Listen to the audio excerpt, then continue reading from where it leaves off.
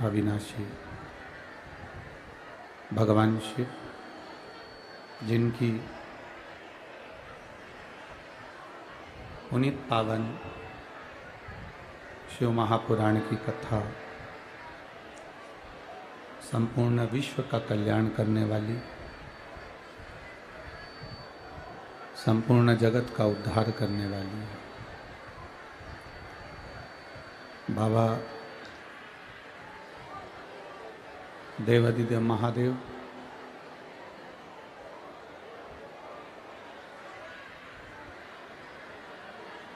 जिनकी पुनीत पावन शिव महापुराण की कथा को श्रवण करने का सौभाग्य बाबा देवादिदेव महादेव की कृपा से आप और हमको प्राप्त हुआ है। कथा के मुख्य यजमान श्री शंकर भाऊ जगताप, भाजपा शहर अध्यक्ष श्री विजय भाऊ जगताप, अश्विनी ताई लक्ष्मण भाऊ जगताप, लोक नेता लक्ष्मण भाऊ जगताप, मित्र परिवार,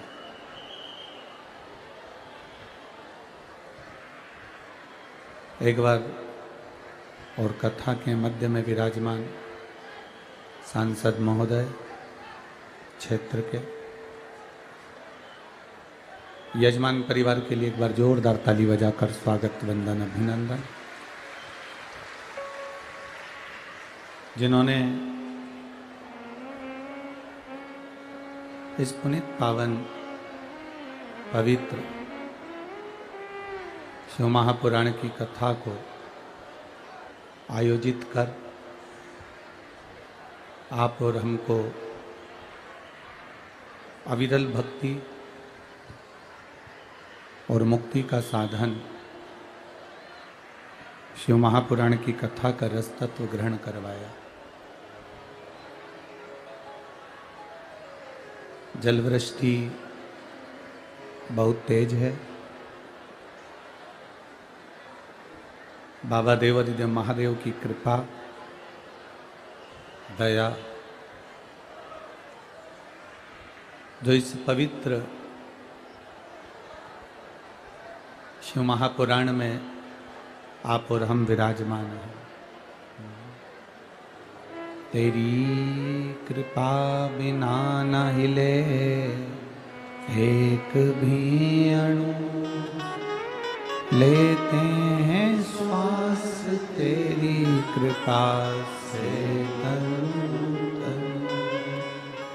बखान क्या करूं मैं लाखों के ढेर का, चपटी भभूत ले खजाना कुबेर का।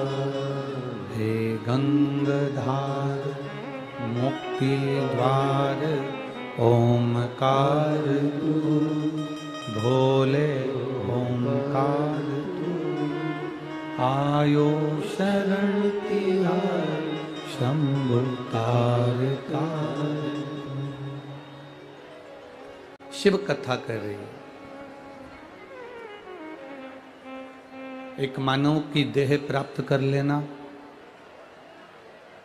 मनुष्य का शरीर प्राप्त कर लेना एक सरल सा विषय है, पर मनुष्य की देह प्राप्त करने के बाद भगवान की भक्ति कर लेना एक कठिन विषय है।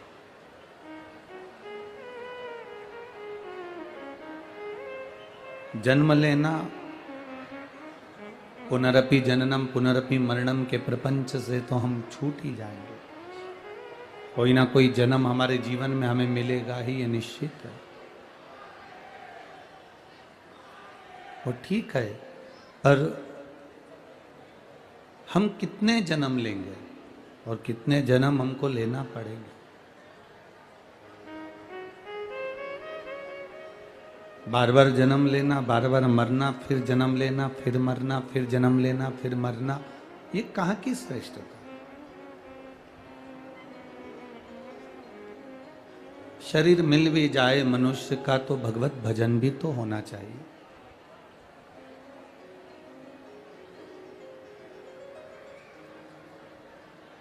आज इतने बरसते हुए पानी में इतना तेज पानी गिरे और रविवार का दिन हो तो कोई अपने घर से नहीं निकलता, और आज आप भगवान देवाधिदेव महादेव के लिए लाखों की संख्या में इस पावन कथा में पहुंचे हैं। पुणे नगर के इतिहास की ये पहली कथा है जिसमें रोड पर लोग डिवाइडर पर बैठे हुए हैं इस कथा को श्रवण करने के लिए। ये आपकी अविरल भक्ति है, ये आपका विश्वास है, भरोसा है।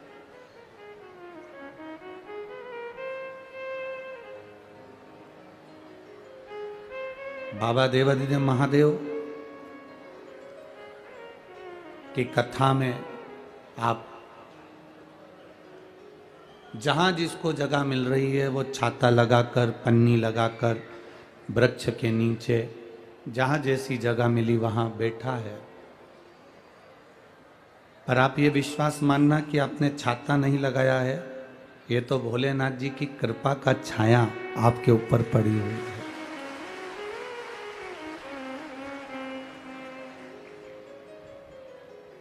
बहुत दूर दूर से आप लोग आए हो कथा को श्रवण करने के लिए, सुनने के लिए, और बाबा से अपने दिल की बात कहने के लिए। जितना समय मिले उतने समय में मौन रहकर, चुप रहकर बाबा देवाधिदेव महादेव की भक्ति करो। भक्ति और मेहनत हमेशा मौन रहकर करना चाहिए, शांत रहकर। पीछे की आवाज खोल दो थोड़ा। भक्ति और मेहनत हमेशा मौन रहकर करो, शांत रहकर करो।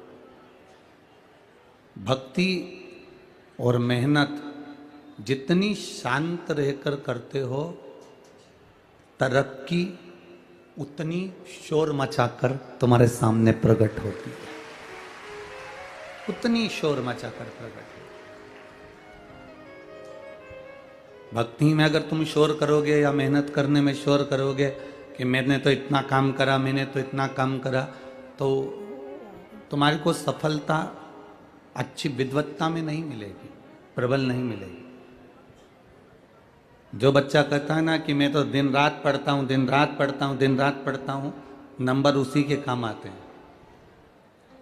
जो शांत रहकर, चुप रहकर अपना विद्या अध्ययन करता रहता, अपनी मेहनत में लगा रहता है, वो बच्चा और अच्छे नंबर से तरक्की की ओर आगे बढ़ जाता है। मौन रहकर मेहनत करो, मौन रहकर भक्ति करो, मौन रहकर मेहनत करो, वो फल अधिक मिलता है उसका। अब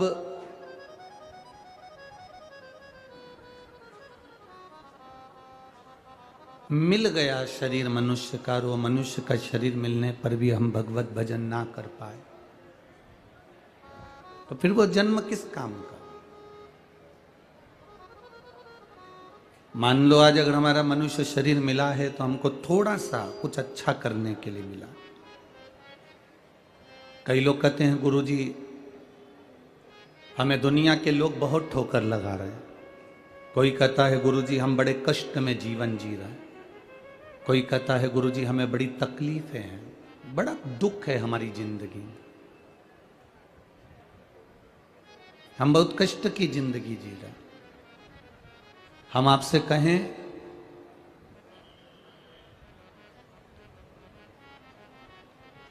जिसने कड़वी दवाई को खाया है उसी ने रोग पर विजय प्राप्त करी है। जिसने कड़वी दवाई को खाया है उसी ने बीमारी पर, रोग पर विजय प्राप्त करी है, और जिसने संसार की ठोकरों को खाया है वो जिंदगी में कहीं ना कहीं नाम कमाया है, निश्चित है। अगर दुनिया के लोग आपको ताना दे रहे हैं, दुनिया के लोग आपको अपशब्द कर रहे हैं, दुनिया के लोग कुछ भी कर रहे हैं, दुनिया के लोग आपको आड़ा टेढ़ा कर रहे हैं, तो यदि आपको कुछ कहा जा रहा है तो उसमें कहीं ना कहीं आपका हित होने वाला होगा, उसमें कहीं ना कहीं आपका अच्छा होने वाला होगा। हम हिम्मत ना हारे, हम हमारी भक्ति को और प्रबल करें, हम हमारे विश्वास को और दृढ़ करें, हम हमारे भरोसे को और प्रबल करें।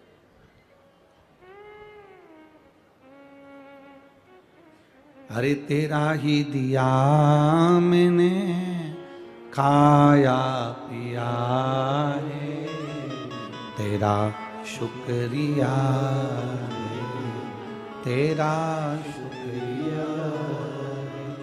मुझे भोले बाबा ने बहुत दे दिया है, तेरा शुक्रिया है, तेरा शुक्रिया है। हमें जैसी भी जिंदगी जी, हम उससे नाराज नहीं हो। संघर्ष का जीवन में मिला तो हम उससे नाराज ना हो।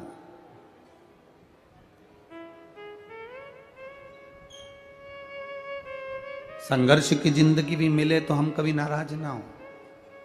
उसने दिए, कुछ अच्छा सोच कर दी होगी, कुछ अच्छा समझ कर दी होगी, कुछ अच्छा विचार कर दी होगी, कुछ अच्छा सोचा होगा हमारे लिए उस परमात्मा ने, कुछ अच्छा विचार करा होगा उस परमात्मा ने हमारे लिए।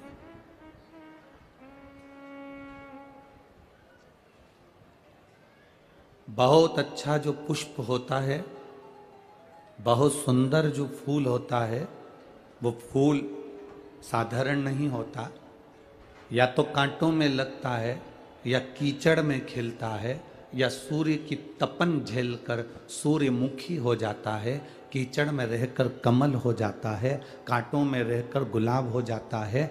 जो बहुत बहुत अच्छा होता है उसकी जिंदगी में कष्ट तकलीफें बहुत आती है, और भगवान जैसे कीचड़ में कमल को ऊपर रखता है, कांटों में गुलाब को ऊपर रखता है, वैसे ही आपको भी परमात्मा हाथ में रखता है। उसमें आप यह ना सोचें कि बहुत कष्ट, और आपके भीतर जब विश्वास जागृत हो जाए,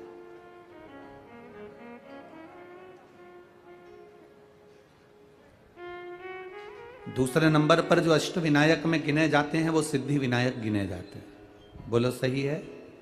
अरे जम के तो बोलो। दूसरे नंबर पर अष्ट विनायक में सिद्धि विनायक गिने जाते हैं। मुद्गल पुराण की कथा कहती है, अगर आपने स्मरण करा होगा मुद्गल पुराण में, तो आपने पढ़ा होगा कि सिद्धि विनायक की कथा कोई साधारण कथा नहीं है।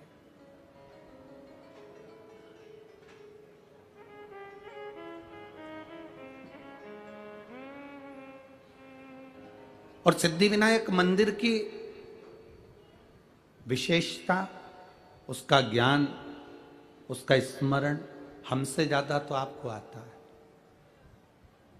क्योंकि आप पुणे के रहने वाले हो। वो मराठी में क्या कह सकते हैं, सिद्धि विनायक मंदिरची माहिती तुमच्या चांगली आहे।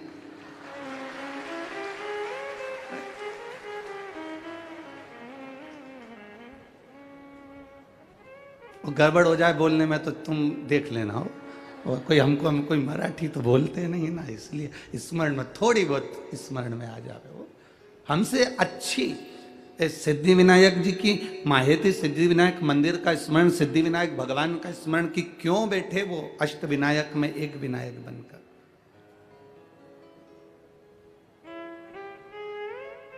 क्यों बैठे? पार्वती जी ने विश्वास के बल पर शिव जी को प्राप्त करा था। कार्तिकेय जी ने विश्वास के बल पर तारकासुर का संहार कर दिया था।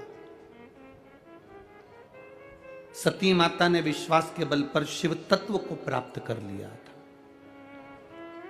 शिव तत्व। जितने यहां आए हैं कथा सुनने के लिए, जितने आस्था चैनल पर कथा सुन रहे हो, जितने फेसबुक यूट्यूब पर कथा सुन रहे हो, तुम्हारा विश्वास जिस दिन दृढ़ हो गया उस दिन परमात्मा मिल गया।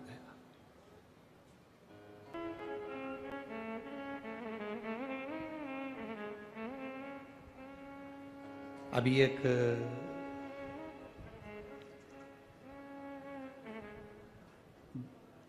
टीआई साहब से उन्होंने हमसे कहा कि गुरुजी आपकी एक लोटा जल बहुत कृपा करने वाला है।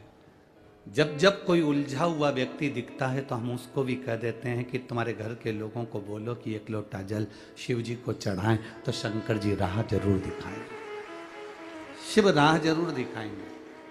हम लोगों से कह देते हैं कि उस जल में कुछ तो है। बाबा सुनता किसकी नहीं है।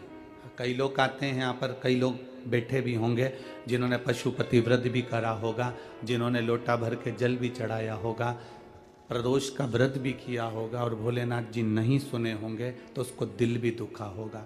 सुनता किसकी नहीं है? जो केवल जल चढ़ा रहा है, जो केवल मंदिर तक जा रहा है, भगवान किसकी नहीं सुनता। अच्छे से सुनो, जो केवल जल चढ़ा रहा है, केवल मंदिर तक जा रहा है, मंदिर तक शरीर भी जा रहा है, जल भी जा रहा है, पर उसका दिल नहीं जा पा रहा, इसलिए बाबा सुन नहीं पा रहा। जिस दिन तुम दिल लेकर मंदिर में चले जाओगे, विश्वास लेकर आज भी तो आए हो, लाखों की संख्या में आए हो। अभी हम देख रहे थे आते आते रोड के डिवाइडर पर पेड़ों के नीचे लोग अपना अपना छाता लेकर रोडों पर बैठे हुए हैं, विश्वास लेकर आज भी तो पहुंचे हो। और तुम कहीं पर भी बैठकर कथा सुन रहे हो, तुम्हारा भरोसा, तुम्हारा विश्वास, तुम्हारी दृढ़ता मेरे महादेव के चरणों के प्रति है, इसलिए 3 महीने में झोली भरने की जवाबदारी उस महादेव की है। खाली नहीं भेजेगा वो। एक क्षण के लिए भी अगर आपने शिव महापुराण की कथा सुनी, और हम तो यहां तक कहते हैं जिन जिन पुलिस कर्मी की, जिन जिन डॉक्टरों की, जिन जिन सिस्टरों की, जिन जिन नगर निगम वालों की, जिन जिन प्रशासनिक अधिकारियों की ड्यूटी भी अगर इस कथा में लगी हुई है, वो भी तारीख लिख के रखना और 3 महीने इंतजार करना कि बाबा ने तुमको उन्नति की सीढ़ी पर चढ़ाया कि नहीं चढ़ाया। शिव तत्व क्या है उसको जाने तो सर। शंकर को हम पहचाने कैसे, शिव को हम जाने कैसे?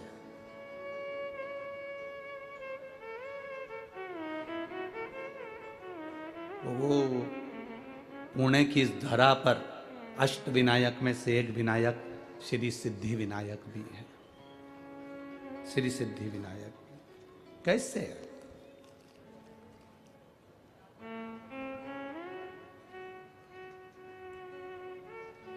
एक ब्राह्मणी जिसका पति मर गया, घर में केवल एक बेटी है, केवल एक बेटी,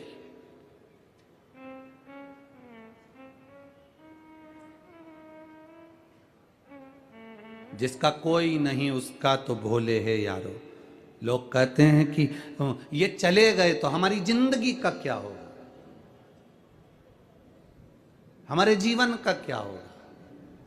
कभी कभी बड़ा बड़ा भ्रम हो जाता है। एक सेठ जी कहते थे मैं मर गया तो मेरा पूरा परिवार मर जाएगा, मेरे घर के लोग मुझे बहुत चाहते हैं, मेरे परिवार के लोग मुझे बहुत चाहते हैं, मेरे मरने पर ये मर जाएंगे, मेरी पत्नी मुझे बहुत प्रेम करती है, मेरा बेटा मुझे प्रेम करता है, मेरी बहू मुझे प्रेम करती है, मेरा पोता पोती मुझे प्रेम करते हैं, मैं मर गया तो मेरे पीछे परिवार मर जाएगा। एक गुरुजी को मालूम पड़ा कि सेठ जी हमेशा एक ही बात कहते हैं, तो गुरुजी ने सेठ जी से कहा एक काम करो ना, आधे घंटे के लिए मर जाओ। तुम आधे घंटे के लिए मर के तो देखो कि कौन तुम्हारे साथ में मरता है, कौन मर रहा है। अकेले आए हो, अकेले जाओगे। क्या लेकर आए हो, जम के बोलो जरा। नहीं नहीं, ये लाइन तुम्हारी गड़बड़ है। क्या लेकर जाओगे? ये शिव पुराण तो कहती है कुछ तो लेकर जाओगे। क्या लेकर आए हो? कुछ तो लेकर जाओगे। कुछ लेकर नहीं आए, अपने हाथ से किया गया पुण्य अपने साथ लेकर जाओ। कोई दूसरा नहीं ले जाएगा, अपना पुण्य अपने साथ, अपना भजन अपने साथ, अपनी भक्ति अपने साथ। जैसे कल वो लड़की ने लिखा कि ये लक्ष्मण भाऊ का फोटो लगा हुआ है गुरुजी, जिन्होंने मुझे विद्या अध्ययन कराई, इसलिए मैं इस कथा में आकर बैठी हूं, क्योंकि भाऊ को नमन करती हूं, जिसको भले इनके परिवार वालों को नहीं मालूम पर भाऊ ने मुझे पढ़ाया है, इसलिए उनका एहसान जिंदगी भर नहीं भूल पाऊं। भले परिवार वालों को नहीं मालूम, पत्नी को नहीं मालूम, बच्चों को नहीं मालूम, किसी को नहीं मालूम, क्यों? वो व्यक्ति गया तो उसने कर कर क्या गया है?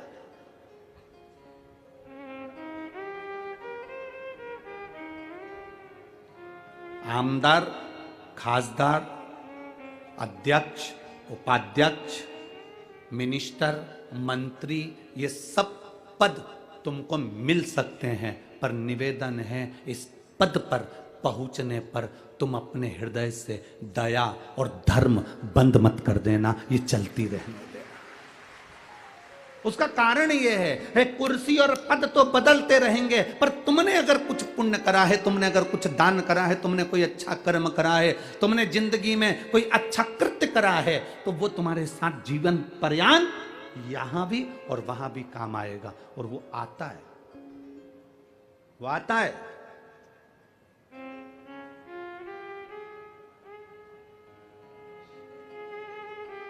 ये कथा कहीं और थी और पहुंची कहीं और है। ये लक्ष्मण भाऊ स्वयं इस कथा को अपने दिल में लिए होंगे, इसलिए कथा उनके स्मरण में हो। कुछ पुण्य कर कर गया हो। और कथा भी करवा रहे हैं तो शंकर भाऊ आपको साधु बांटता है, और पूरे परिवार को जिन्होंने जगताप परिवार का, चाहे वो आमदार हो, चाहे वो बड़े भाई उनके विजय भाऊ हो, चाहे कोई हो, ये अपने परिवार का एक सुखमय, एक आनंदमय।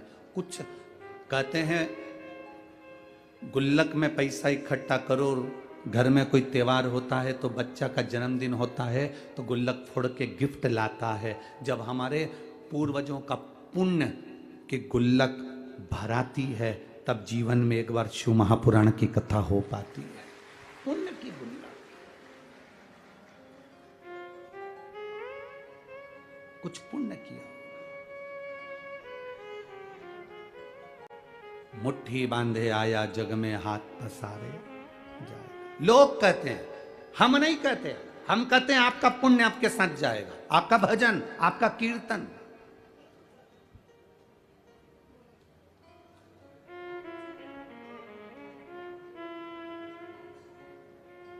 बीमा कंपनी वाले कहते हैं इतने का बीमा करा लो, तुम मरोगे तो घर वालों को इतना मिल जाएगा।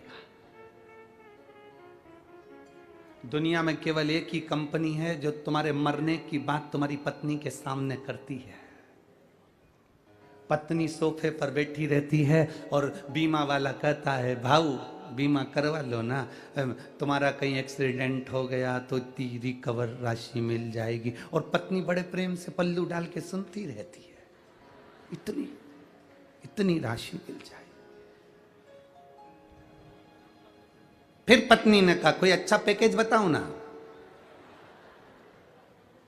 रिकवर राशि ज्यादा मिले।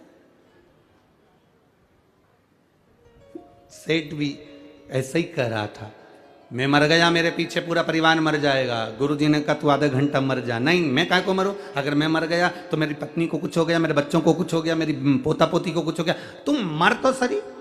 उसने कहा नहीं मरूं। सेठ जी से गुरुजी करे 5 मिनट आधे घंटे मर जा, बाकी का मुझे देखना है कि तेरा परिवार कितना मरता, मुझे देखना ही है। और अगर मेरे परिवार को कुछ हो गया तो गुरुजी ने कहा जवाबदारी मेरी, तू तो मर। पानी पीते पीते सेठ जी लुढ़क गए। डॉक्टर को बुलाया, थोड़े से रुपए देकर गुरुजी ने कहा तुम यहीं बैठ जाओ और कह दो ये मर गया। डॉक्टर ने भी कह दिया मर गया। पत्नी धाड़ धाड़ के रोने लगी, खूब रोई, नई नई डिजाइन में रोई, खूब रोई। गुरुजी ने पूछा क्यों रो रही हो सेठानी? सेठानी कहती है मेरा पति चले गया। गुरुजी ने कहा मेरे पास में एक ऐसी बूटी रखी है, मैं तुम्हें दूंगा, तुम खा लेना, तुम मर जाओगी, पति जिंदा हो जाएगा। पति जिंदा। पत्नी रोती रोती बोली इनकी तो उम्र हो गई थी, इनकी तो उम्र हो गई थी। पति जमीन पर पड़ा पड़ा सोचने लगा, भी परसों के दिन कह रही थी तुम कितने हैंडसम लगते, और अब कह रही है कि इनकी तो उम्र हो गई थी। पति उठने ही वाला था, इतने में गुरुजी ने चिमटा खोड़ दिया, पड़े रहे वहीं पर। थोड़ी देर बाद बेटा रो रहा था, तू क्यों रो रहा है? मेरे पिताजी चले गए, ये भी नहीं बता के गए किससे कितना लेना था। अब बाप पड़ा पड़ा मन में सोच रहा है इसको लेनदारी की पड़ गई, बाप पड़ा उसकी जरा सा दुख नहीं है। इतने में गुरुजी ने कहा ले बूटी तू खा ले, तू खाएगा तू मर जाएगा, तेरा बाप जिंदा हो जाएगा, पिता जिंदा हो जाएगा। बेटा बोला पिताजी कह रहे थे अब तुम्हें सारा काम संभालना है। पोता रो रहा था, तू क्यों रो रहा है? मेरे दादाजी चले गए, तो अब मुझे कुरकुरा कौन दिलाएगा? तो गुरुजी बोले ले बूटी तू खा ले। इतने में छोटा सा पोता गुरुजी के गले में हाथ डालकर बोला गुरुजी तुम्हारा ना कोई आगे ना कोई तुम्हारा पीछे, तुम नहीं खा लो। और सब मिलके बाद गुरुजी को बूटी खिला। अब गुरुजी ने उसको उठाया, उठ जा उठ जा। ये तू कहता था मैं गया तो सब चले जाएगा, लोगों को लगता है मैं कर रहा हूं। सास कहती है मैं जिंदा हूं जब तक घर चल रहा है, जिस दिन मैं मर गई आटे दाल का भाव मालूम पड़ जाएगा। तो मेरा बूढ़ी बूढ़ी माताओं से निवेदन है आधा घंटा मर के तो देखो, तुम जिंदा हो तो भी और मर जाओगे तो भी। हमारे यहाँ की तो रीति बनी है, मरने के पहले और मरने के बाद का समय निकाल कर देखना। मरे भले तुम कहकर मरे कि मैं मर जाऊंगी, उसके बाद में आटे दाल का भाव मालूम पड़ जाएगा, पर दुनिया के लोग जानते हैं कि मरने के 12वें दिन ही घर में घी का पीपा, तेल के पीपे, मावा, रबड़ी सब बनेगी और सब नुक्ती और सेव, रायता, चने की सब्जी और पूड़ी सब चकाचक खाएंगे और तेरा फोटो टंगकर उस पे कंडे पे धूप देकर अगरबत्ती लगाएंगे। कौन पूछे किसको? कौन पूछे? तेरा दिन याद करे क्यों रे नर शिव नाम क्यों नहीं जपे। कितने दिन याद करेंगे? केवल 13 दिन। फिर कौन याद कर रहा? किसको याद करे? अपने हाथों से दान करते चलना, अपने हाथों से पुण्य करते चलना। जैसे ये लक्ष्मण भाऊ भले संसार सागर से गए हों, पर उन्होंने अपने हाथों से ऐसा पुण्य कर कर गए कि वो जिंदगी का एक आनंद दे गए। पद मिले, प्रतिष्ठा मिले, चूकना मती किसी का भला करने में। दीपावली पर जो आतिशबाजी में सुख नहीं मिलता, दिवाली पर जो फटाके फोड़ने में सुख नहीं मिलता, होली पर जो रंग उड़ाने में सुख नहीं मिलता, गणेश जी को जो लड्डू खिलाने में सुख नहीं मिलता, वो सुख एक गरीब के चेहरे पर प्रसन्नता लाने से मिलता है। एक दुखी व्यक्ति के चेहरे पर प्रसन्नता लाने से मिलता है।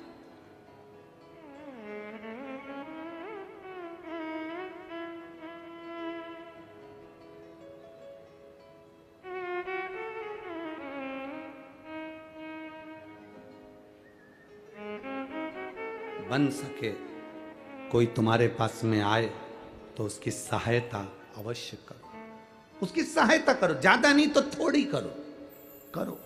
कोई कहे, हम ये नहीं कहेंगे कि चौराहे पर खड़े हुए लोग भिक्षा मांगने वाले जो भिखारी हैं तुम उनको कुछ दो, ना। कई लोगों ने तो धंधा बना के रखा है, उससे बचना है। ये भिखारियों का धंधा नहीं चलने देना इस भारत की भूमि पर, हमें उससे बचना है। करना क्या है? अपने नगर में, अपने मोहल्ले में, अपनी कॉलोनी में, अपने परिवार में, अपने क्षेत्र में, अपनी विधानसभा में, अपने कार्य क्षेत्र में उसको ढूंढो जिसको पढ़ने की बहुत तमन्ना है और उसके पास पढ़ाई का पैसा नहीं है। उसको ढूंढो जिसके शरीर में दवाई रोग है पर दवाई का पैसा नहीं है। उसको ढूंढो जिसको बहुत उन्नति करना है पर कोई सीढ़ी लगाने वाला नहीं है। उसके लिए तुम थोड़ा करने का प्रयास करो, आपको उसका एक आनंद जो मिलेगा वो दीपावली पर बम फटाके फोड़ने जैसी खुशियां प्राप्त हो। वो आनंद की अनुभूति आपके अंदर होगी, आपके अंदर प्रवेश करेगी। एक ब्राह्मणी जिसका पति चले गया, घर में केवल बेटी है और वो है, हिम्मत नहीं हारी है। पति गया, बच्चों को संस्कार दिया, अपनी बेटी को संस्कार दे रही है और संस्कार में पीछे नहीं हटना। यह सिद्धि विनायक की दूसरे नंबर के विनायक की कथा चल रही है। अष्ट विनायक में से दूसरे विनायक की कथा चल रही है कि सिद्धि विनायक नाम, सिद्धि विनायक कैसे विराजमान हुए, सिद्धि विनायक कैसे आए और सिद्धि विनायक का मतलब क्या है, सिद्धि विनायक है कौन।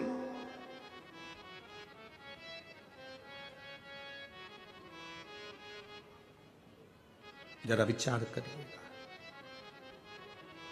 रो रही है बेटी, मां ने पूछा क्यों रो रही हो तुम, किस लिए रो रही हो? मां, जब पिताजी थे ना तो मुझे गोदी में उठाकर स्नान कराने के लिए पवित्र पवित्र तीर्थ में लेकर जाते थे, पर अब मेरे पिता नहीं तो मुझे पवित्र तीर्थ में कौन लेकर जाए, कौन स्नान कराएगा मुझे?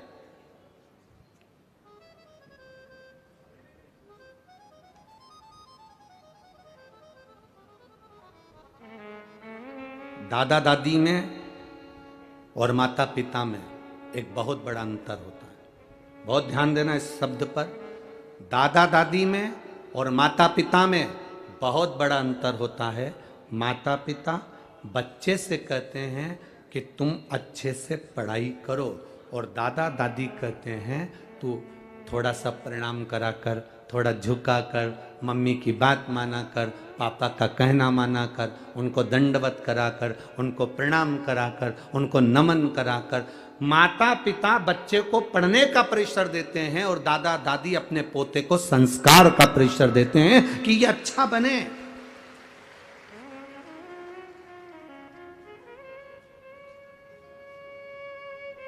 कार किसी के भी घर पर आ सकती है, लोन लो कार लाओ। बोलो री जीजियों, ए पूर्णा वालियों, बोलो सही है कि गलत है? हम पहले एक बार कथा में कहे थे मकान, घर, हाउस और फ्लैट, इनमें बहुत अंतर है। मकान के कान होते हैं,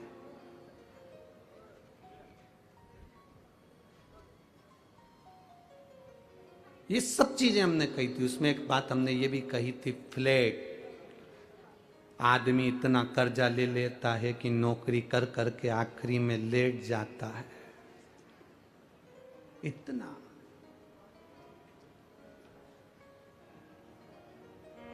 लोन लो, गाड़ी लो। गाड़ी किसी के घर पर भी आ सकती है, कार किसी के घर पर भी आ सकती है। थोड़ा सा पैसा उठा लो, कार आ जाएगी। कार आने में दिक्कत नहीं है, कार किसी के यहां भी आ सकती है, पर संस्कार हर किसी के यहां नहीं आ पाते हैं। हर किसी के घर में संस्कार नहीं आ पाते।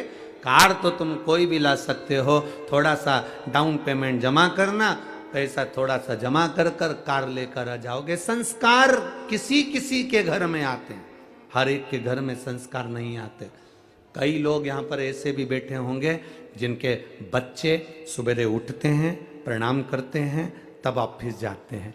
बहू उठती है, मम्मी को प्रणाम करती है, नमन करती है। माँ कैसी हो, कोई दिक्कत तो नहीं है, आप पुणे आई हो, अच्छे से रहना माँ, थोड़े दिन के लिए आई हो, कैसी हो माँ। एक बहू वो होती है जिसके घर में माता पिता के संस्कार झलकते हैं और वो अपने घर के बुजुर्गों को आदर देकर चलती है। बेटा वो होता है जो अपने घर के बुजुर्ग को आदर देकर चलता है। और किसी किसी के घर में ऐसा भी होता है कि माँ रह रही है, खा रही है, पर बोलने का समय किसी के पास नहीं है। पिता रह रहा है, खा रहा है, पर बोलने का समय किसी के पास नहीं है। कार ज्यादा होंगी, बहुत कार होगी, उस कार का कोई मतलब नहीं है अगर घर में श्रेष्ठ संस्कार नहीं तो कार की महत्वता कुछ भी नहीं है। क्या महत्वता?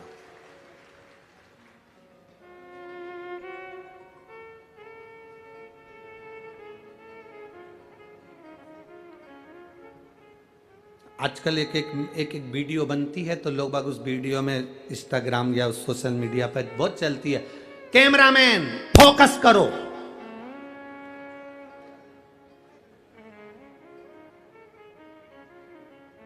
वीडियो चलती है उस पर लिखा कैमरामैन फोकस करो। हम भी तो कहते हैं शिव भक्त शंकर जी के चरणों पर फोकस करो।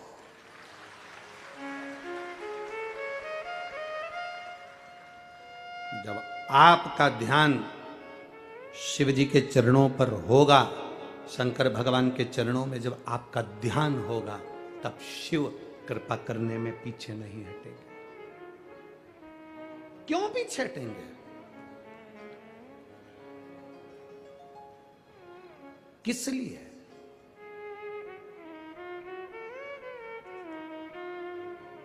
सुबह जब हम मॉर्निंग वॉक में घूम रहे थे तब उस समय पर किसी ने एक प्रश्न किया, गुरुजी आपको हाथ देखना आता है? हमने कहा नहीं आता। आपको पत्रिका देखना आता है? हमने कहा नहीं आता। क्यों, क्या हुआ? हमने दिखाई थी कोई से, हमने जिससे पूछा, परंतु हम पूछते हैं उनसे कि हमारा अच्छा दिन कब आएगा, कितने दिन के बाद हम कोई अच्छा काम करें, हमारा वक्त कब अच्छा हो सकता है।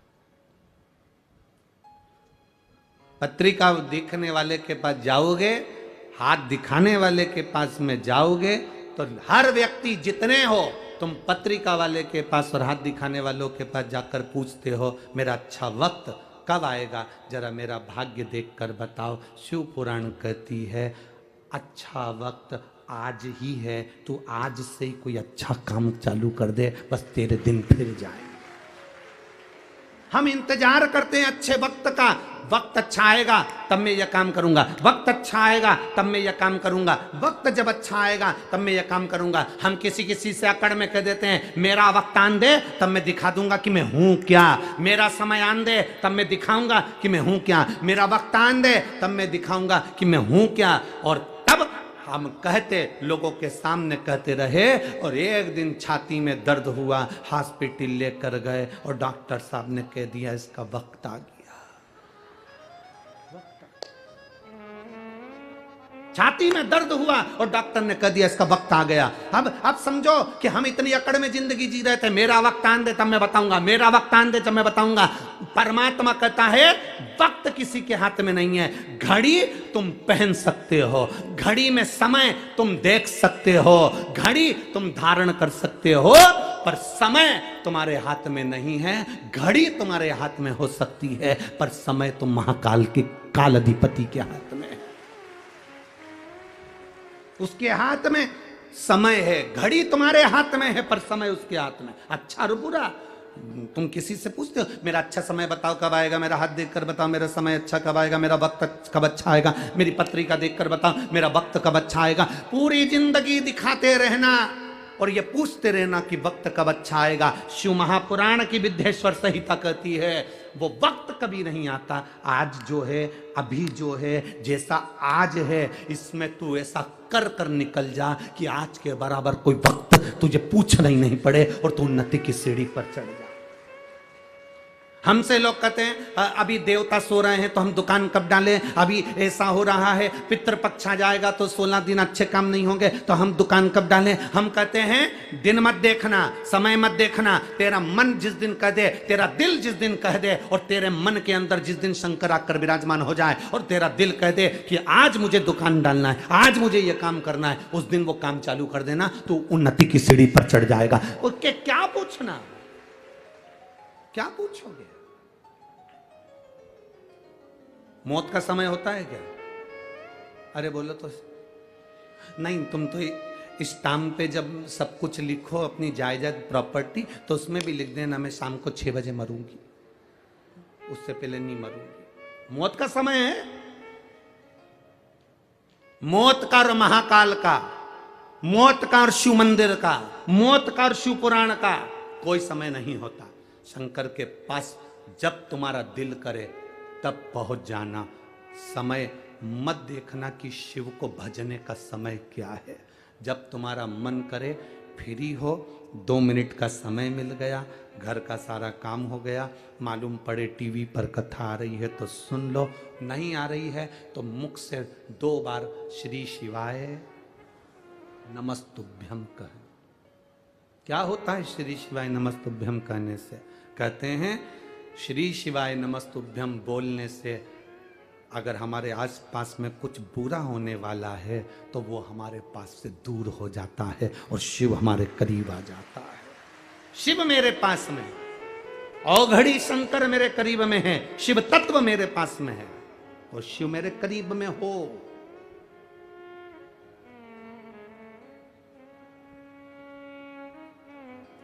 एक बच्चे के शरीर में बुखार आता है, उसको कष्ट रहता है, तकलीफ रहती है, तो बच्चा अपनी मम्मी और पापा से, पापा मुझे डर लग रहा है, तुम मेरे पास आ जाओ ना पापा।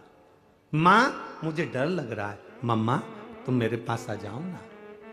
काका मुझे डर लग रहा है, तुम मेरे पास आओ ना। काकी मुझे डर लग रहा है, तुम मेरे पास आओ ना।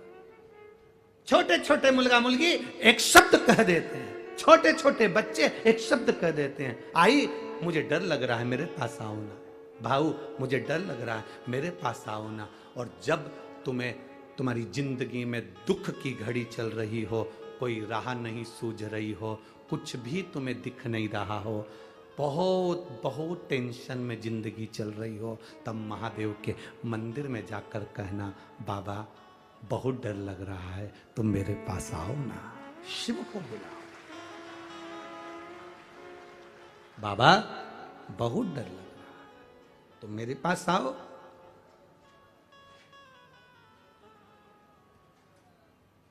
तुम मेरे करीब में आओ।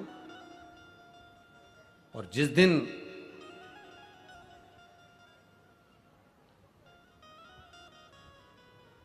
बाबा को तुम दिल से पुकारोगे, वो तुम्हारे सम्मुख में होगा, तुम्हारे नजदीक। पर हमारी आदत इतनी विचित्र है ना कि हम बाबा को अपने पास बुलाने में उतना समय नहीं लगाते जितना समय हम निंदा और बुराई में लगाते। शिव की भक्ति में और अपनी मेहनत में, शिव की भक्ति में और खुद की तरक्की में, किस किस चीज में? जम के बोलो जरा। शिव की भक्ति में और खुद की तरक्की में इतना वक्त लगा दो, इतना वक्त लगा दो कि दूसरे की निंदा करने का और बुराई देखने का वक्त ना बचे।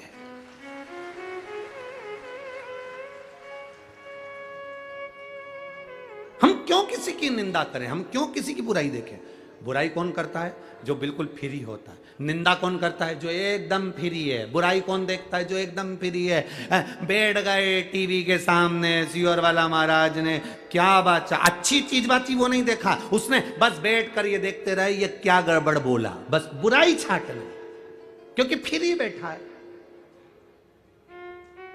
शिव की भक्ति में और अपनी तरक्की में इतना वक्त लगाओ, इतना समय लगाओ, इतना वक्त लगाओ कि दूसरे की बुराई देखने में और दूसरे की बुराई करने में हमें वक्त ही ना मिले।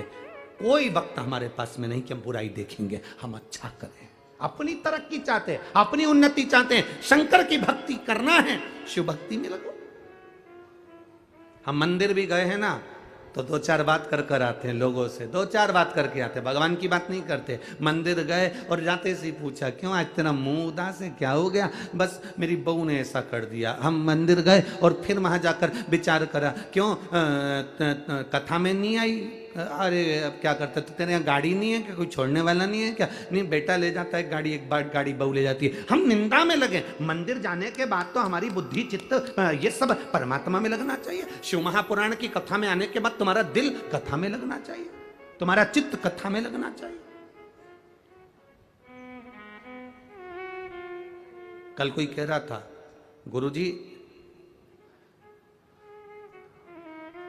ये पुणे महाराष्ट्र में जो कथा हो रही है सांगवी में, एक सुई भी गिर जाए ना गुरुजी तो कथा में मालूम पड़ जाए कि कहां गिरी है। इतनी साइलेंट रहकर लोग कथा सुनते हैं, इतना साइलेंट है। इसी को शिव भक्ति कहते हैं। भक्ति में अपना समय लगा दिया और अपनी तरक्की में अपना समय लगाओ। कहां फालतू का समय लगा। लोग फ्री बैठे हैं दिन भर बुराई करने के लिए, दिन भर निंदा करने के लिए। आप फ्री ना बैठे। मां उस ब्राह्मणी ने अपनी बेटी को संस्कार दिए, संस्कार दिए तो बेटी गोदी में बैठकर रोती है कि अब मुझे तीर्थ दर्शन में तीर्थ स्नान कौन कराएगा।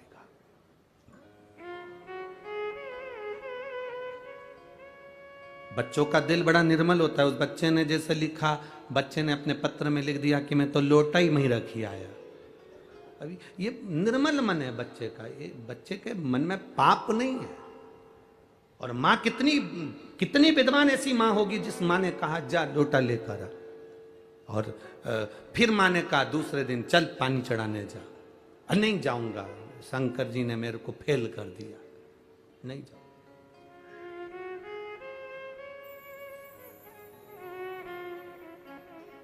अब उस बच्चे को कौन समझाए, रिजल्ट में फेल हो सकता है पर उसकी करुणा में तू पास हो गया, उसकी दया में तू पास हो गया।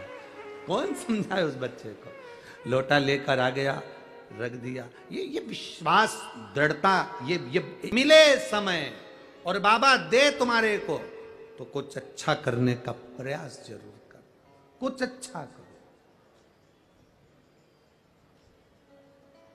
और कितना सुंदर एक भजन की लाइन में आप लोग कहते हो ना कि भला किसी का, जम के बोलो जरा, भला किसी का कर ना सको तो बुरा किसी का मत करना।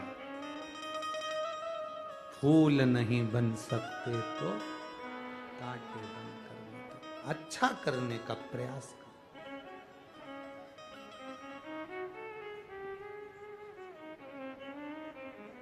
प्रयास करो हम अच्छा करें,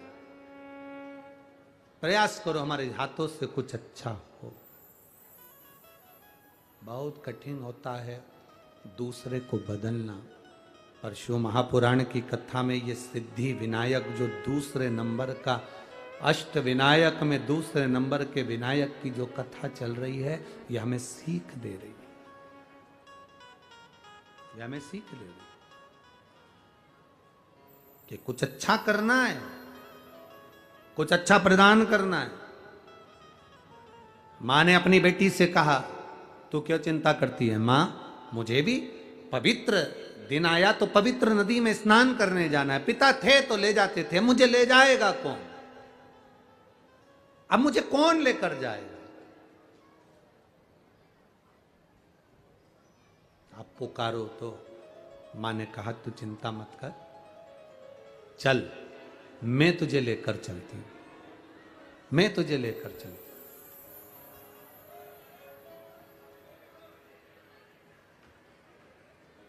कल से थोड़ा सा ये दिए प्रज्वलित मत करा करो, थोड़ा आंच तेज हो जाती है ना, उसमें तेल होता है, थोड़ा सा उधर करो, दीप दूर कर लो।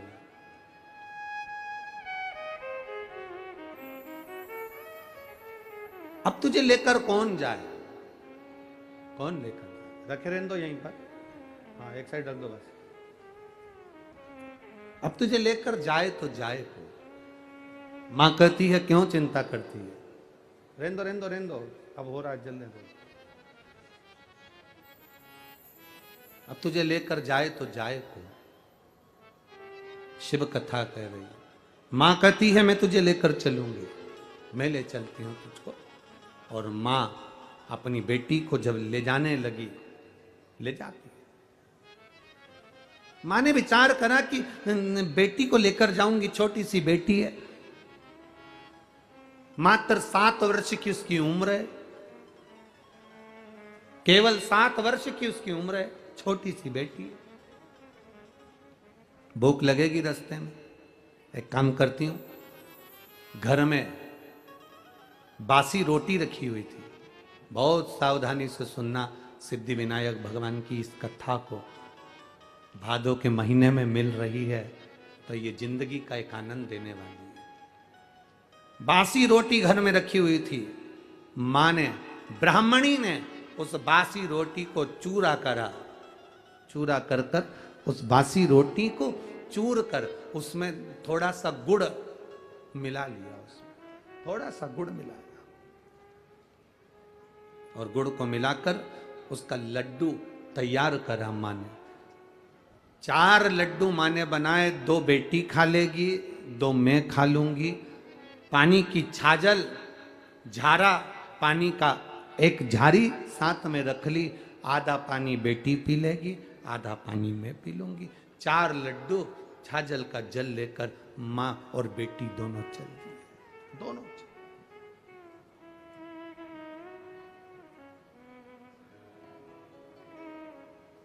और लगन तुमसे लगा बैठे, जो होगा देखा जाएगा, तुम्हें अपना बना बैठे, जो होगा देखा।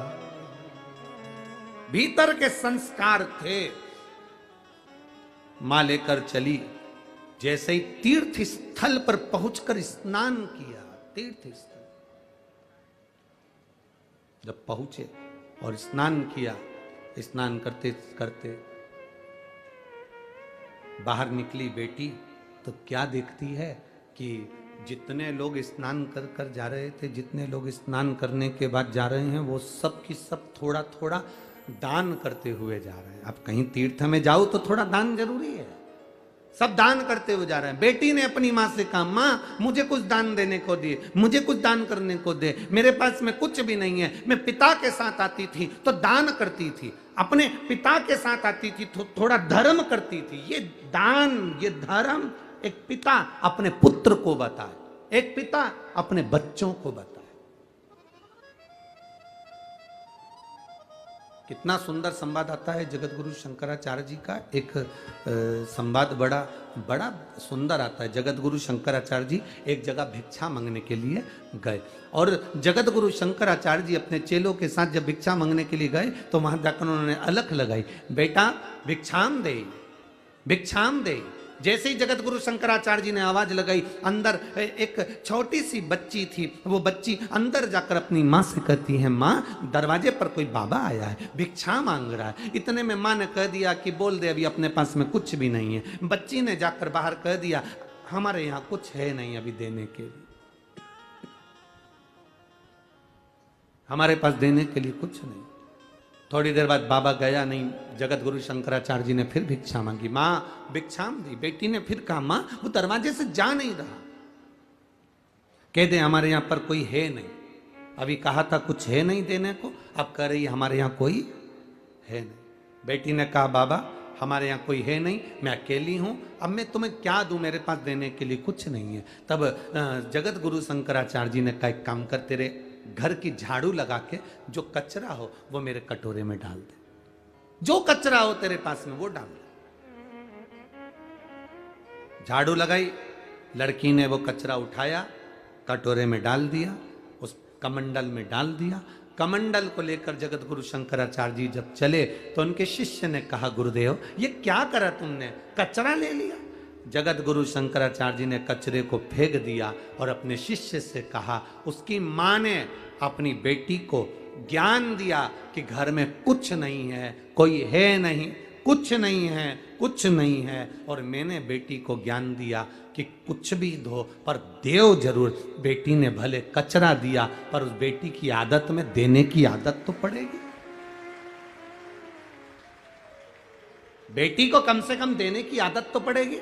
जिस घर में माता पिता के संस्कार ऐसे होते हैं, जा मना कर दे, नहीं है, दरवाजे पर जाकर बाबा से मना कर दे, नहीं है, नहीं है, हमारे यहाँ कुछ नहीं है। जिस बच्चों की आदत घर के लोग ऐसा डाल देते हैं कि कुछ नहीं है, कुछ नहीं है, नहीं देना, नहीं देना, नहीं देना, नहीं है, बस वो बेटी की आदत हो जाती है। ससुराल में जाने के बाद रोज उसके मुंह पर एक ही शब्द रहता है, चाय की पत्ती नहीं है, शक्कर नहीं है, दूध नहीं है, घी नहीं है, बच्चों को पहनाने के, बोल दो, तुम तो बोलो, कपड़े नहीं है, मेहमान में जाएं तो बच्चों को क्या पहनाऊं, बच्चों को स्कूल जाने के जूते नहीं है। उसके मुंह पर एक शब्द रहता, नहीं है, बस नहीं है। जिसके संस्कार ऐसे पड़े होते हैं। और एक घर की बहू वो भी होती है, घर में कुछ भी नहीं है तो भी प्रसन्न होकर कहती है, थोड़ा बैठो, मैं कुछ बना कर लाती हूँ।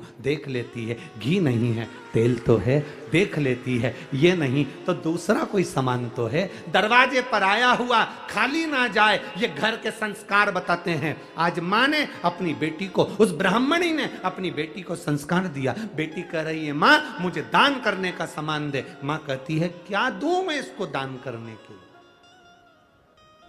4 लड्डू थे, हाथ में जल था। माँ ने 4 लड्डू बेटी को दे दिए, जल दे दिया और बेटी से कहा, ले ये जल ले जा, ये लड्डू ले जा। बेटी कहती है, मैं दान किसको करूं? इतने में माँ के मुंह से निकल गया, गणेश जी को 2 लड्डू दे देना और आधा पानी पिला देना, और 2 लड्डू तू खा लेना और आधा पानी तू पी लेना।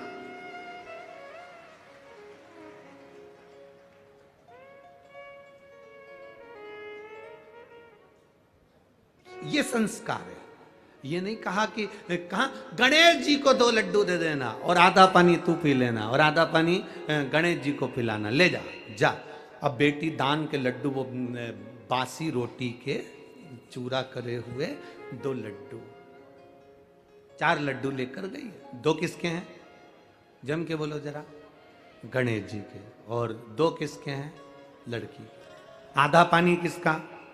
गणेश जी का। आधा पानी बेटी लेके चली।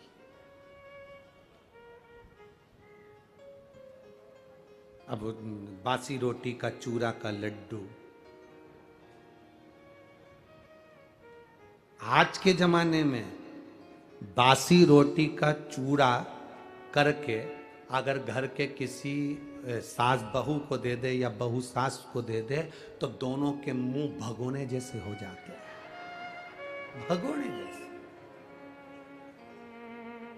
और वो भगोना भी ऐसा जो बहुत दिन से नी मंजा ही नहीं है, ऐसा भगोने जैसा। और इंतजार करती है बहू, इंतजार करती है अपने पति को, देख लो तुम्हारी मम्मी को, मेरे को 4 दिन घर में काम नहीं करना था ना, तो मुझको बासी रोटी खाने को दी है। मैं रजस्वला धर्म से हो जाती हूं तो मुझे खाने को भी ठंडी रोटी मिलती है। और फिर इधर सास भी कह देती, देख ले तेरी बहू को, मुंह में दांत नहीं तो भी बासी रोटी खाने को देती है। बेचारा पति बीच में मंदिर के घंटे की तरह टंगा है।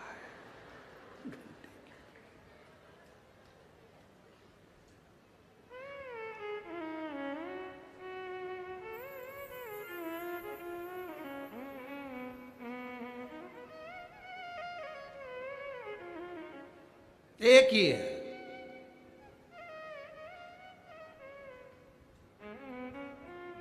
पूरे मंदिर में जितनी भी सामग्री होती है वो महिलाओं के नाम पर होती है। पूजा, रोली, मौली, हल्दी, तुम जितनी भी थाली, अगरबत्ती, जितनी भी नाम निकलेंगे महिलाओं के नाम पर निकलेंगे। किसी ने पूछ लिया था पूरे मंदिर में जो भी सामान है वो महिलाओं के नाम पर है, पुरुषों के नाम पर कुछ नहीं। हमने कहा है घंटा। कैसे नहीं, एक है वो घंटा है, टंगा जो आता है बजा जाता, तो भी कभी घंटा शिकायत नहीं करता कि मैं टंगा हूं बहुत दिन से। और कोई कोई की तो इतनी आदत रहती है वो जब से 10-20 बार नहीं बजा दे उससे तब तक उसे चैन नहीं मिलता। घंटा भी कहता है क्यों बजा रही है इतना, क्यों बजा रही है? परेशान क्यों बजा। अब बासी रोटी का चूरा और उसमें गुड़ मिला हुआ और उसका लड्डू बनकर 4 लड्डू माँ ने दे दिए, 2 गणेश के और 2 तेरे। आधा पानी गणेश पिएगा, आधा पानी तू पीना, जा दान कर करा। और बेटी हाथ छुड़ाकर माँ का 7 साल की बेटी भरे उस मेले में से वो बेटी, जो भरचक मेला था उस मेले में से वो बेटी बाहर निकली।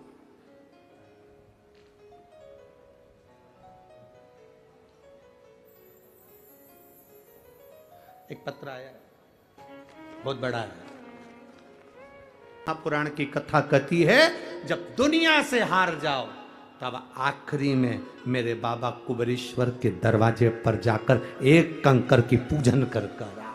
एक कंकर की पूजन। बहुत लोग कहते हैं कुबेरेश्वर धाम पर शिव जी नहीं बैठे, लोग कहते हैं कुबेरेश्वर धाम पर प्राण प्रतिष्ठा नहीं हुई। कुबेरेश्वर धाम पर अभी पूरी व्यवस्था नहीं है, सब काम चल रहा है, निर्माणाधीन है। ना वहां पर ज्यादा ठहरने की व्यवस्था है, ना वहां पर रुकने की व्यवस्था है, ना वहां पर पूरी कोई व्यवस्था है।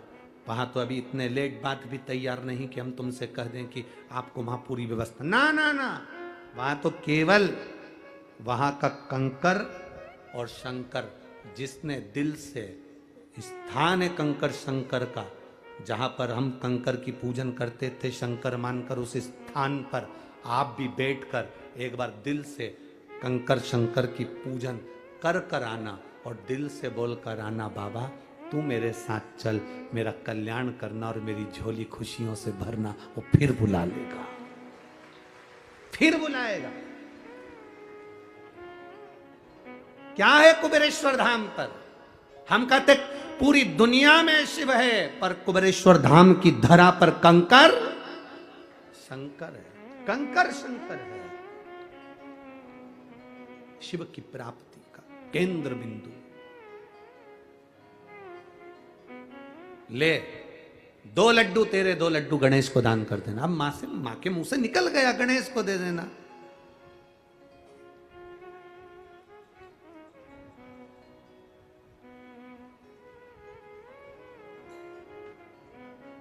गणेश को दे देना, मां के मुंह से निकल गया।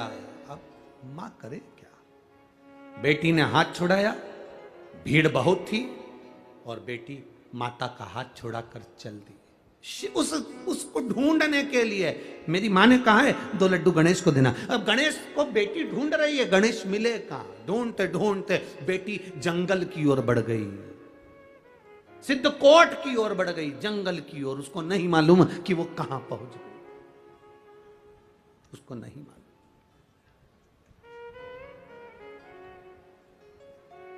मां बेटी को ढूंढ रही है, बेटी मां को ढूंढ रही है।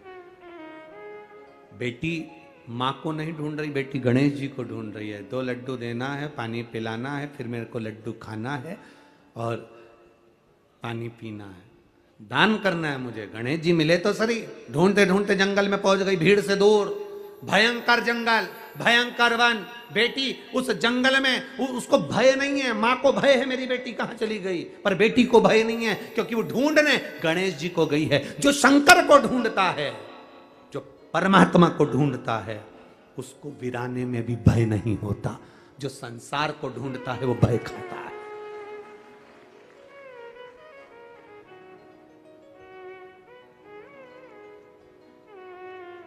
पुकारती पुकारती जा रही,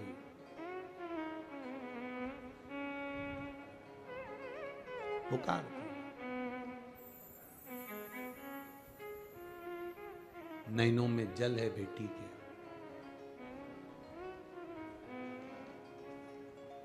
और नैनों में जल भर कर पुकारती हुई जा रही, पुकार कहती है आप विश्वास के साथ शिवाराधना करिए।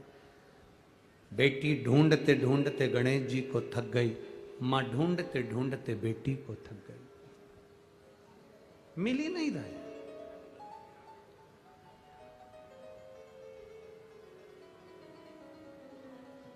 जिस कमरे में अंधेरा होता है उस कमरे में प्रकाश के लिए, उजाले के लिए दिया लगाया जाता है, बल्ब लगाया जाता है, ट्यूबलाइट लगाई जाती है, एलईडी लगाई जाती है, हेलोजन लगाई जाती है, या अपने मोबाइल की टॉर्च चालू कर कर कमरे में से अंधेरे को हटाया जाता है, उजाले को करा जाता है।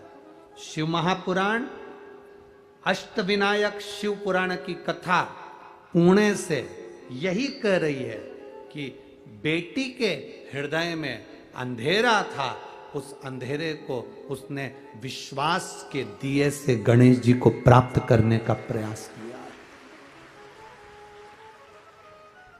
ढूंढ रही है, मां को लगा मेरी बेटी घर पहुंच गई होगी, मां ढूंढते ढूंढते घर पहुंच गई, घर पर भी बेटी नहीं थी।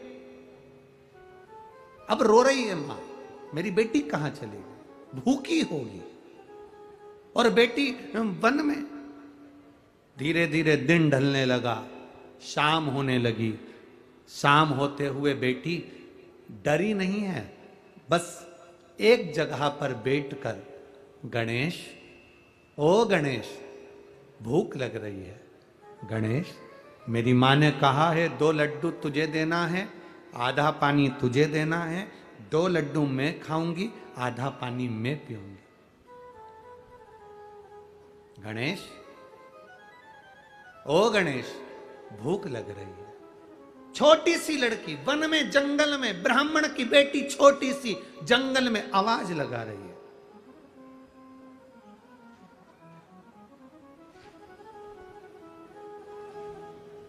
गणेश जी के कानों में शब्द गया,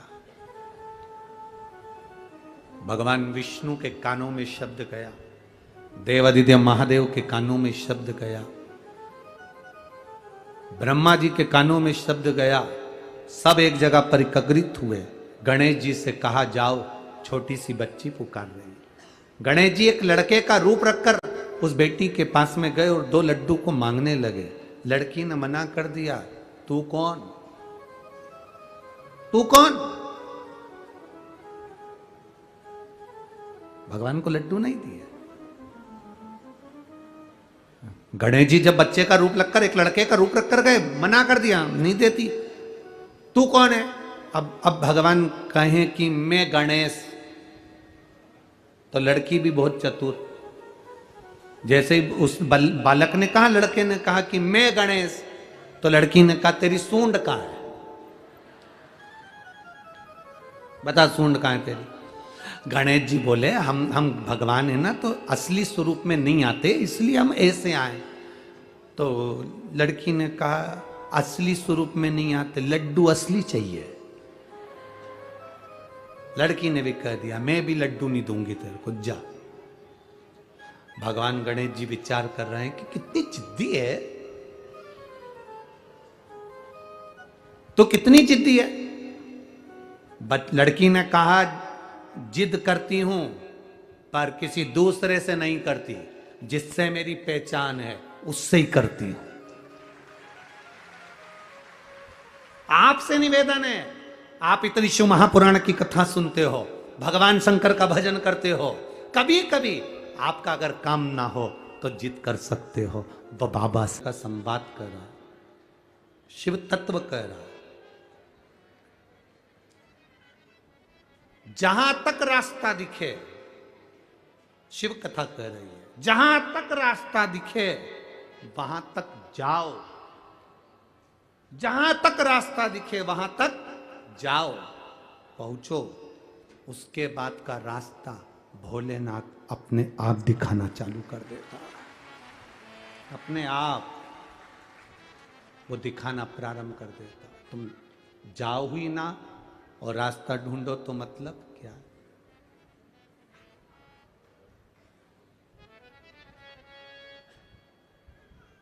महाराज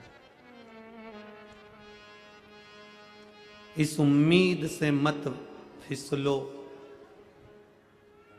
कि कोई तुम्हें उठाएगा। इस उम्मीद से मत फिसलो कि कोई तुम्हें उठाएगा।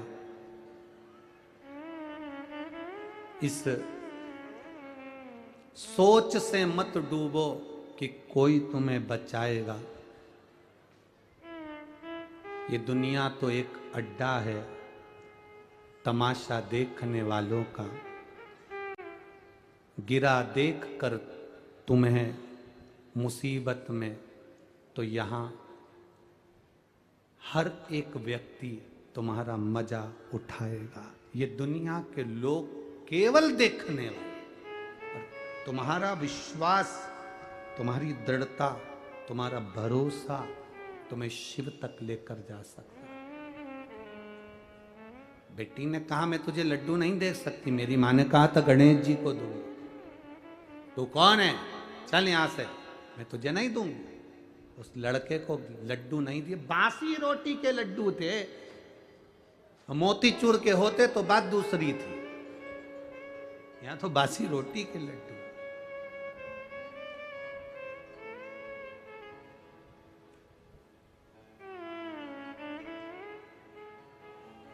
कितनी प्रसन्नता है। ये महाराष्ट्र वालों की बड़ी दिल का भाव है। महाराष्ट्र के लोग गुड़ का जो गुड़ होता है ना, तो आधी ढेली का तो वो गणपति बना लेते हैं और आधी ढेली का नैवेद्य लगा देते हैं। गुड़चा गणपति, गुड़चा नैवेद्य, आधे आधे में दोनों काम हो जाते। और गणपति भी इतने राजी है महाराष्ट्र वालों से कि पूरे यहीं आ गए, एक भी मध्य प्रदेश में नहीं आए, सब यहीं आ गए। ना जाने ऐसा महाराष्ट्र वालों ने क्या करा है, सारे संत यहीं, सारे गणपति यहीं है सब।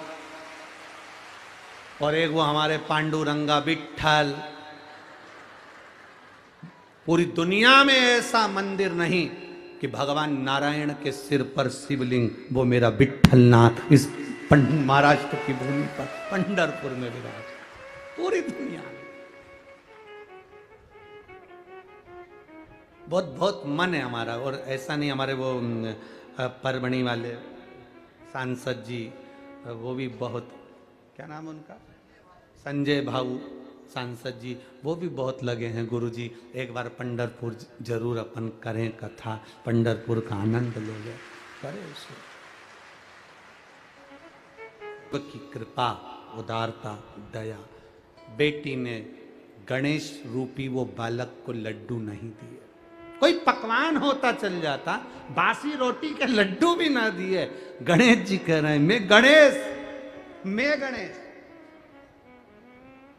जैसा उस लड़की के साथ हुआ वैसा के वैसे कर्माबाई के साथ हुआ था, वैसा की वैसा ही। कर्माबाई के माता पिता कहकर चले गए थे भगवान को भोग लगा देना। कर्माबाई ने सोचा क्या बनाऊं, बनाना आए जब तो 4 साल की कर्माबाई खिचड़ी बनाने के लिए तैयार हुई। इतना बड़ा भगोना रख दिया अग्नि पर, 1 बाल्टी पानी डाल दी, 1 कटोरी चावल, आधी कटोरी दाल। अब वो कहीं खिचड़ी बने इतने बड़े भगोने में। कपड़े पे कलप देने का माड़ तैयार हो गया। देखा खिचड़ी बिगड़ गई, पड़ोसन के यहाँ गई, काकी खिचड़ी कैसे बनाते? क्यों? मेरे बाबा गांव गए, माँ भी बाहर गई है, माँ पिताजी कह गए थे भगवान को भोग लगाना है, खिचड़ी बना लेती हूँ। 2 गिलास पानी डालो, 1 कटोरी चावल, आधी कटोरी दाल, नमक मिर्ची डालो। तुम्हें नहीं आता हो तो लिख लो, खिचड़ी बन जाएगी, भगवान को भोग लगाना। खिचड़ी तैयार हुई, थाली में उंडेल दी, गुड़ की खोड़ी, घी की कटोरी रख के भगवान के सामने ले गई कर्माबाई। भगवान से हाथ जोड़कर कहने लगी, एक बार बनाई थी बिगड़ गई।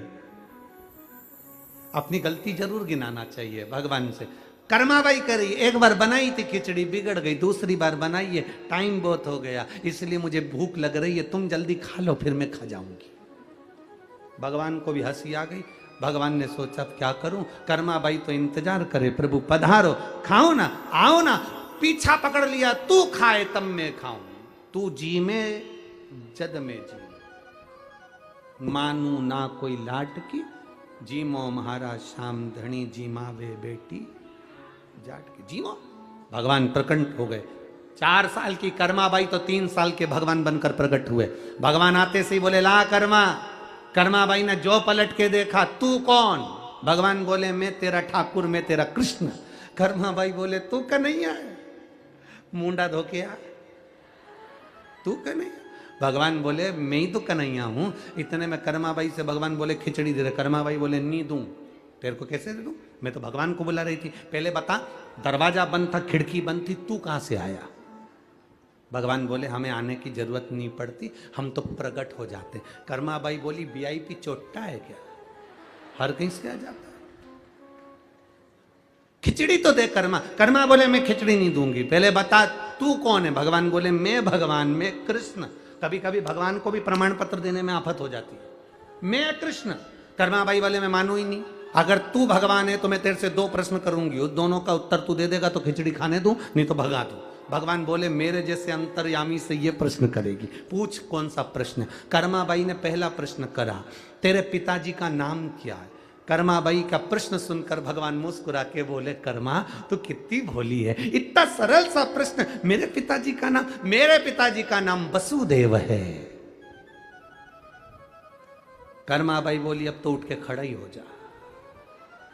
तुझे इतना ही नहीं मालूम कि भगवान कृष्ण के पिता तो नंद राय जी थे और तू कह रहा है वसुदेव?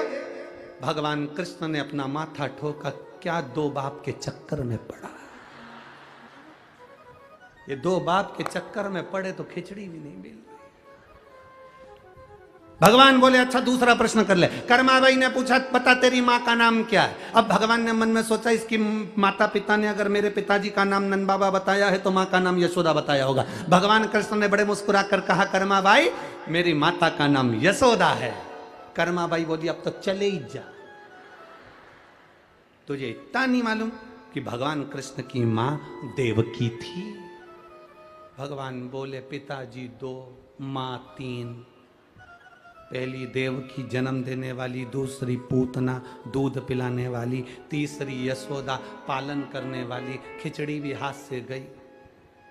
भगवान जाने लगे। कर्माबाई ने आवाज लगाकर कहा रुक जा, अच्छा ये थाली में आधी तेरी आधी मेरी, इधर घी तेरा इधर घी मेरा, आधा गुड़ तेरा आधा गुड़ मेरा, अब तू खा ले इसके बाद मैं खा लूंगी। भगवान बोले मैं बिना पर्दे के नहीं खाता।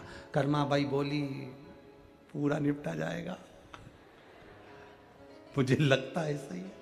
नहीं नहीं मैं मेरा हिस्सा खाऊंगा, मैं दूसरे का हिस्सा नहीं खाता। भगवान कर्माबाई ने कहा हमारे पास पर्दा मर्दा नहीं है, पर्दे बिगड़ तो जीमूंगा नहीं। भगवान 36 कली का लहंगा पहनी थी कर्माबाई, उन्हें अपना लहंगा आड़ कर दी, ले जीम ले। भगवान खाने लगे। कर्माबाई ने थोड़ा सा पर्दा हटा के देखा, पूरा तो नहीं खा लिया। कर्माबाई को लगा ये खा जाएगा। कर्माबाई ने पर्दा हटाकर बोला नहीं तू तो तेरा हिस्सा, मैं पक्का तेरी सौगंध में मेरा हिस्सा खाऊंगा। अब भगवान को तो मालूम था कि पूरा प्रसाद मेरे लिए बना, मेरा हिस्सा है। सब खा गए। आखिरी में एक गासा बचा, एक कोरा बचा। भगवान ने खिचड़ी को हाथ में लपेट कर जो खाने वाले थे, कर्माबाई ने भगवान का हाथ पकड़ लिया, छोड़ नीचे छोड़। भगवान के मेरा झूठा खाएगी? भगवान कर्माबाई के मैं तो सब खा जाऊंगी, तू छोड़ दे।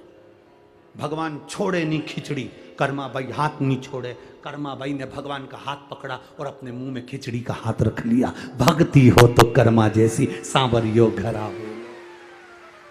भक्ति है। लड़की कह रही है मैं लड्डू नहीं दूंगी तेरे को, नहीं दूं। भगवान बोले मैं गणेश। इतने में कर्म वो लड़की बोली कि तुम गणेश तो तुम्हारी सूंड कहाँ है? सूंड भगवान बोले हम ऐसे नहीं आते, हम तो रूप बदल के आते हैं। तो कर्मा वो लड़की बोली कि तुम रूप बदल के आते हो कोई बात नहीं, पर हम लड्डू ना देंगे तुमको, चाहे कुछ भी हो। नहीं दिया, रखा लड्डू ना दिया, कहा दे। इतनी जिद भगवान गणेश जी कर रहे हैं, इतनी जिद कर रहे हैं कि वो जिद के आगे बेटी सुनने को तैयार। अभी बच्चे अगर जिद पे अड़ जाएं तो कोई माने? वो माने। शिव कथा कर रही है, सिद्धि विनायक गणेश जी की कथा कर रही है। दूसरे नंबर के विनायक है सिद्धि विनायक, जो जिद पर बेटी अड़ी है, ब्राह्मण की कन्या अड़ी है। कैसी जिद करती है वो वर्णन सुनेंगे आगे। यहाँ देव अधिदेव महादेव की आराधना माता सती ने करी और सती शिव को पाकर अपने प्राणों को यज्ञ अग्नि में कूद कर त्याग दी। और वही सती मैया हिमालय राज की बेटी पार्वती के नाम से विख्यात होकर भगवान शिव जी के साथ में